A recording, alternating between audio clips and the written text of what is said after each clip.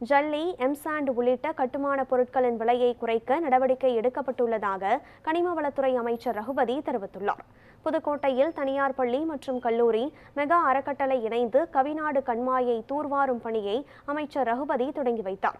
இதனைத் தொடர்ந்து செய்தியாளர்களுக்கு பேட்டியளித்த அவர், மீண்டும் தமிழகத்தில் மணல் எடுப்பது தொடர்பாக உச்சநீதிமன்றத்தில் வழக்கு இருப்பதால் வழக்கில் என்ன தீர்ப்பு வருகிறதோ அதன்படி நடவடிக்கை எடுக்கப்படும் எனவும் கூறினார்.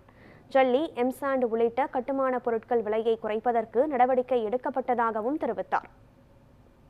கட்டுமான பொருட்கள், எம்சாண்ட், ஜல்லிகள் கூடுதல் விலைக்கு செயற்கையாக விலையேற்றம் பண்ணியிருக்காங்க அப்படின்னு சொல்றாங்க.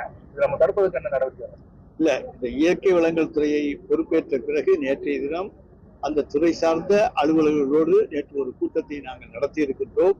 சமீபத்திலே அரசாங்கம் இதற்காக ஒன்றிய அரசினுடைய அதை போல உச்ச நீதிமன்றத்துடைய தீர்ப்பினுடைய அடிப்படையிலே தான் இங்கே அதற்கான கட்டணங்கள், தரை கட்டணங்கள் உயர்த்தப்பட்டன. அதனுடைய அடிப்படையிலே விலைவாசிகள் கொஞ்சம் உயர்த்தப்பட்டிருக்கின்றன.